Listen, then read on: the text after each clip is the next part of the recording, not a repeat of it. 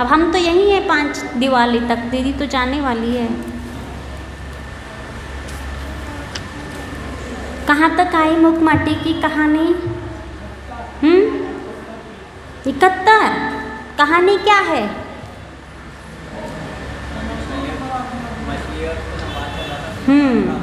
वो बाल्टी नीचे गई है कुएं में और वो मछली उसी का इंतज़ार कर रही थी कि मेरे सहाय करने, मुझे ऊपर उठाने वाले कोई ऐसा साधन मुझे मिल जाए कि हम ऊपर उठ जाए। तो वहाँ वह बाल्टी, वह शिल्पी धीरे धीरे नीचे बाल्टी में, कुएं में बाल्टी पहुँचाता है।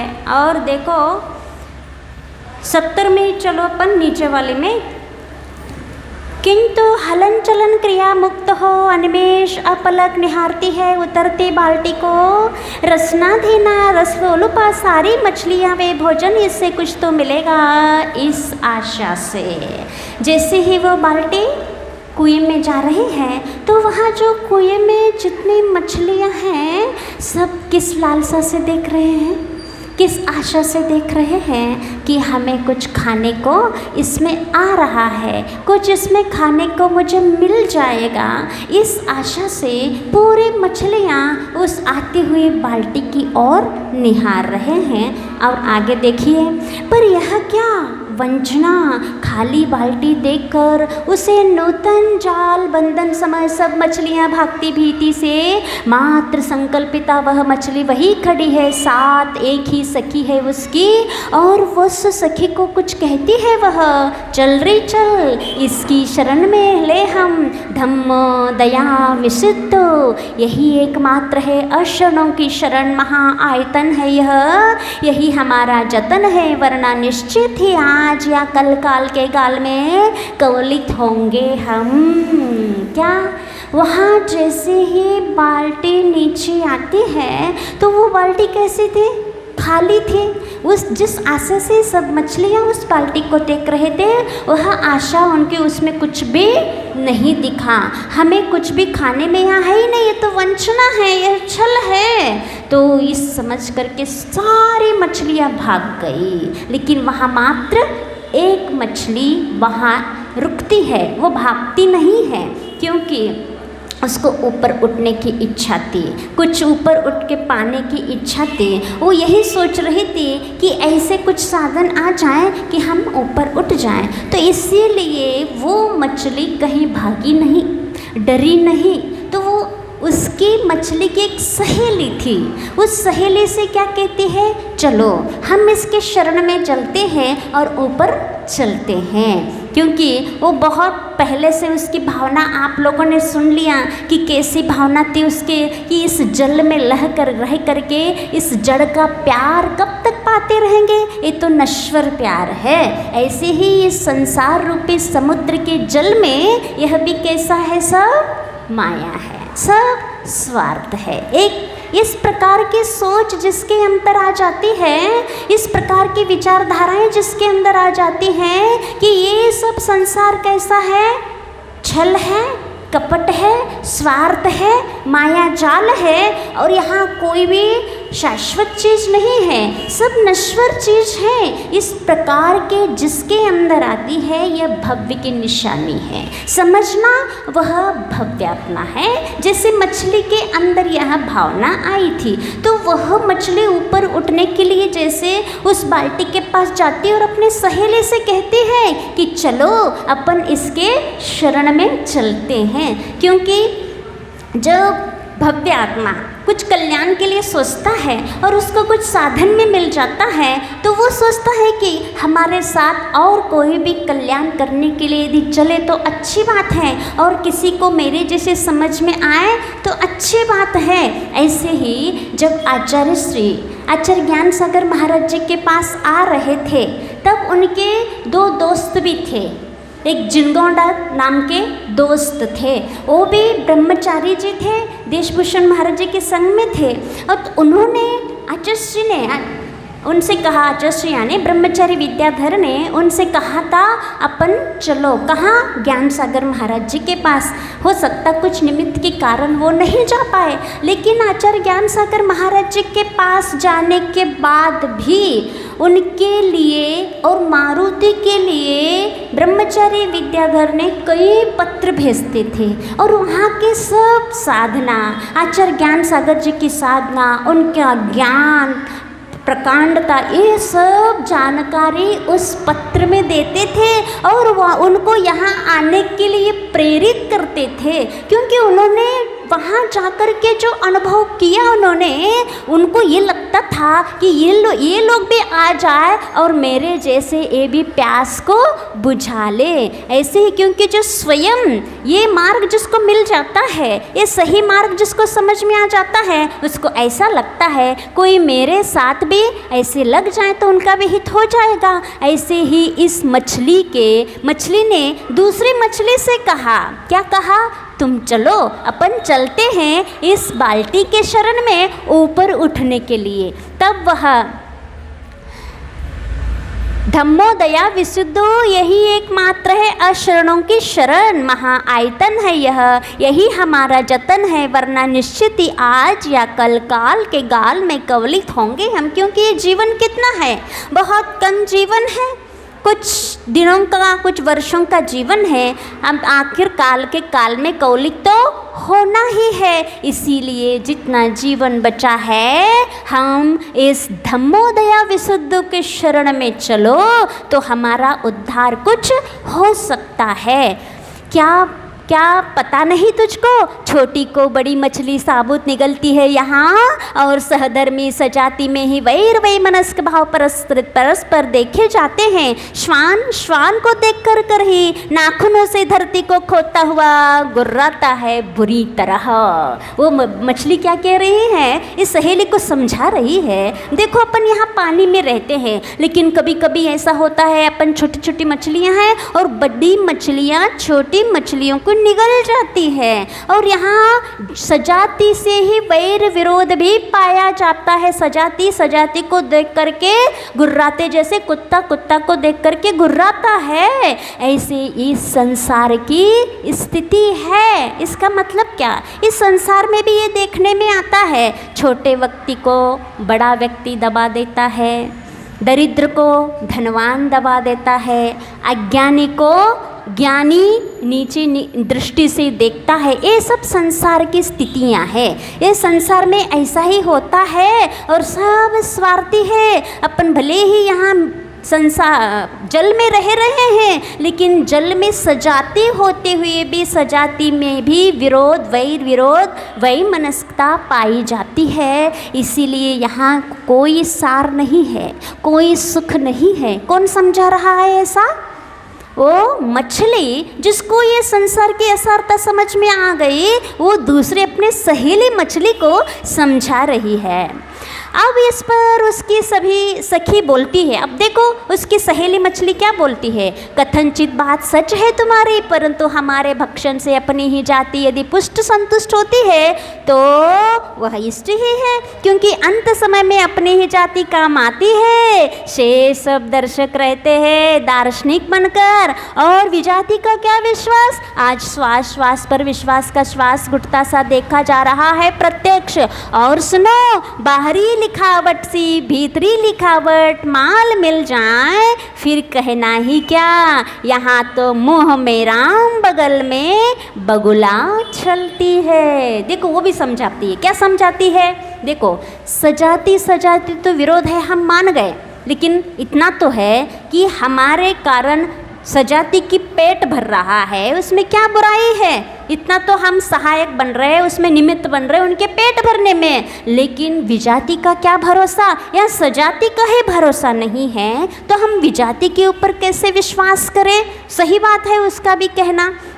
और जो आप ये बाहरी रूप या लिखा हुआ देख करके जिससे आप प्रभावित हो रही हो, लेकिन आज क्या है, बाहर कुछ भीतर कुछ, जैसा बाहर में एड में एडवर्टाइज रहता है ना, ऐसे अंदर भीतर माल मिले ये कोई जरूरी नहीं रहता है। इसलिए वो दूसरी सहेली मछली उस मछली को समझा रही है, तुम इसके उसमें मत जाना, क्योंकि मराठी में एक कहावत है, जैसे दिसते तस नसते मनुन जग फंसते।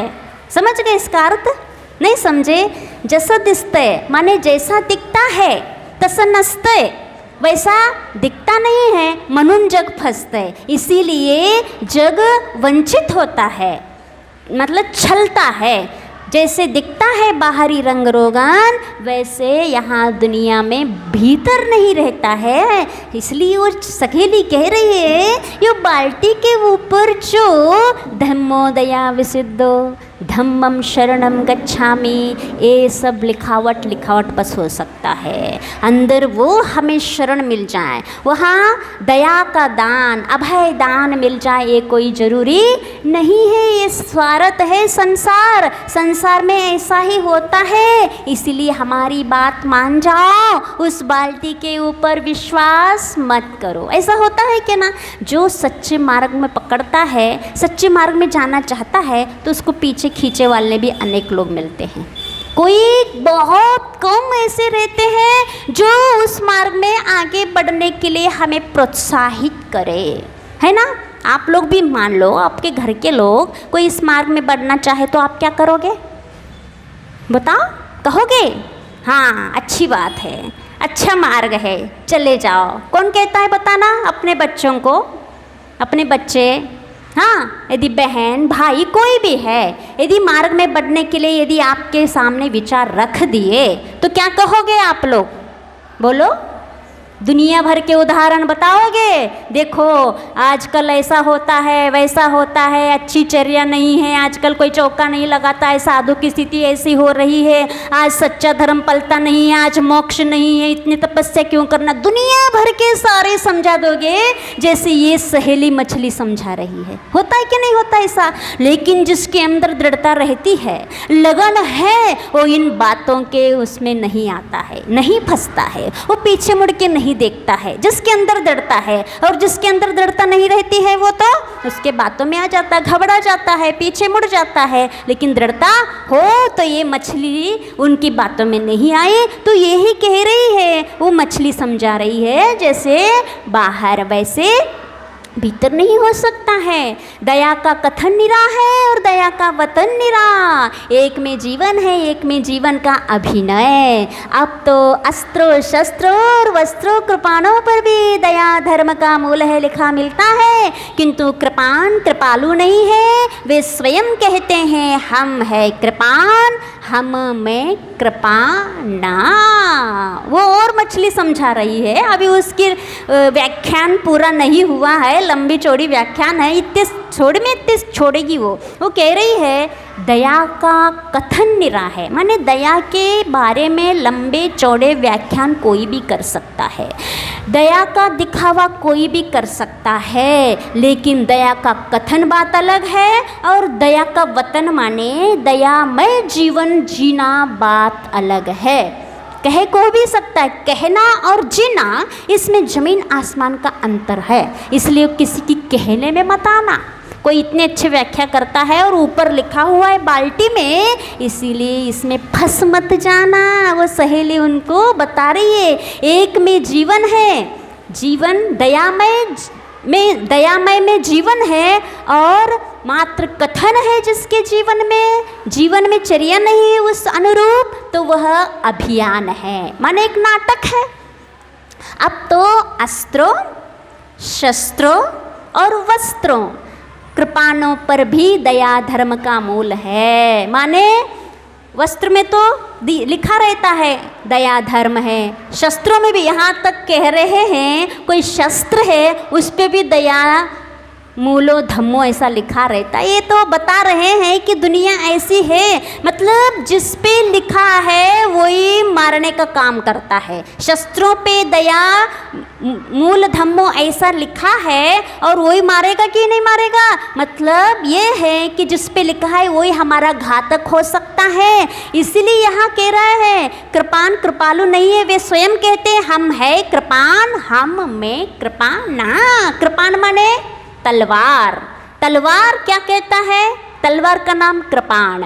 कृपाण स्वयं शब्द बोल रहा है हमारे अंदर कृपा नहीं है, इसीलिए हम कृपाण हैं। इसलिए समझो, उसमें मत उलझो, उस बाल्टी में मत जाओ। कहाँ तक कहें, अब धर्म का झंडा भी डंडा बन जाता है, शास्त्र शस्त्र बन जाता है अवसर पाकर, और प्रभु स्तुति में तत्पर सुरीली बांसुरी भी बांस बन पीट सकती है। प्रभु पथ पर चलने वालों को समय की बलिहारी है। हम ये सोचकर जहाँ जा रहे हैं कि हमें बहुत छाया मिलेगी, शांति मिलेगी, शिव का राह मिलेगा, लेकिन हो सकता है वही हम गड्ढे में गिर सकते हैं। जिसको हम झंडा समझ रहे हैं वो डंडा भी बन सकता है। जहाँ हम शांति समझ रहे हैं वहाँ बहुत धूप का अनुभव भी हम कर सकते हैं, और शास्त्र भी शस्त्र बन सकते हैं। क्यों? ये सब दिखावा का ज़माना है। दिखाते कुछ है और अंदर रहता कुछ है। ये छल कपट में जीवन, ऐसा संसार इस प्रकार का है। ये सब सविस्तार पूर्वक वह मछली वहाँ कह रही है। इसीलिए आज कल जो भी जितने भी खाने पीने के चीज़ें हैं, या और भी आयुर्वेदिक नाम से भी और कुछ ऐसे आते हैं, शुद्ध बोला जाता है, लेकिन उसमें शुद्धता है कि नहीं है हम इतना विश्वास उसके ऊपर नहीं कर सकते हैं। ऊपर तो लिखा रहता है, वो ग्रीन मार्क रहता है ना, वो तो ग्रीन मार्क खाने वाले चीज़ों में रहते हैं, लेकिन जरूरी नहीं रहता है कि वो शुद्ध है। इसीलिए आचार्य के आशीर्वाद से जो संस्थाएं चल रही है उसके अंदर ऐसा नहीं होता है। उसके अंदर ऐसा छल कपट नहीं होता है कि बाहर कुछ ऐड है और अंदर कुछ है। क्योंकि उद्देश्य क्या है? उद्देश्य व्यापार नहीं है।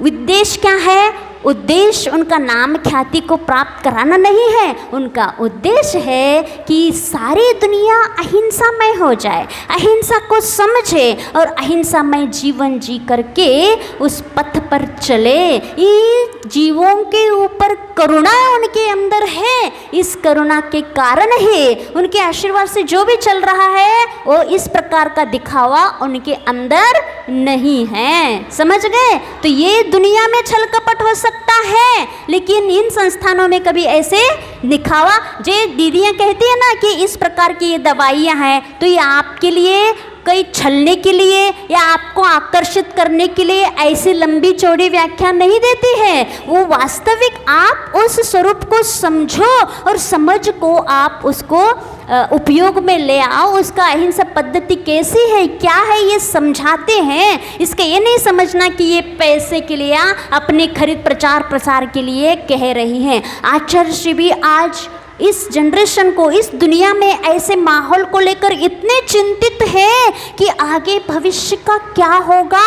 आजकल ऐसे ऐसे आविष्कार हो रहे हैं, ऐसे ऐसे आइटम्स आए जैसे मोबाइल है, गैस है, फ्रिज है, इन सब चीज़ों से इतनी सारी बीमारियां बढ़ रही है। इसका आगे क्या हो सकता है? आचार्य कहते हैं जो मोबाइल आदि के कारण अब आगे हर घर में एक एक बड़ी बीमारी वाला व्यक्ति मिलेगा। आप ये लोग कोई सुना रहे थे कि आचार्य 2-4 दिन पहले ऐसे प्रवचन में कहा है, ऐसे आप लोग कोई कह रहे थे ना। तो देखो आचार्य इस दुनिया को, इस प्राणी की पीड़ा को लेकर कितने चिंतित है, और वो जो रोग होंगे उस रोग का फिर कहाँ होगा? आपका एलोपैथी दवाई होगी, क्योंकि आपको फास्ट रिलीफ चाहिए पड़ता है, और आपका ये देखना नहीं रहता है कि शुद्ध है अशुद्ध है, कैसा है, और कितने भी महंगे हो, लेकिन आपका विश्वास कहाँ रहता है? एलोपैथी पे रहता है। लेकिन हम कौन हैं? अहिंसा के पुजारी है। हम जैन कुल में, उच्च कुल में, जैन कुल में जन्म लिए हैं, और आचार्य भगवान को, हम अपने आचार्य भगवान को विश्वास के साथ, श्रद्धा के साथ उनके प्रति हमारी श्रद्धा भक्ति है। तो ये बताओ कि वो अपना विश्वास आचार्य के ऊपर ज़्यादा रहता है कि डॉक्टर के ऊपर ज़्यादा रहता है? सच सच बता ना, मन से किसके ऊपर रहता है? यदि आचार्य कहते हैं आपसे कि इस प्रकार का मेडिटेशन सही नहीं है, इस प्रकार के जो भी आप जीवन में साधन उपयोग में ला रहे ये सही नहीं है, यदि ऐसा आचार्य कहते हो तो आप क्यों आगे आगे पीछे सोचते हो इसको ग्रहण करने के लिए। यदि वही काम यदि कोई डॉक्टर कह देता है कि ये मत करो तो फटाक से आप उस चीज को छोड़ देते हो। तो आप बताओ सबसे ज्यादा विश्वास या कौन को आपने वैद्य माना है? आपने विश्वास किसके ऊपर हो गया?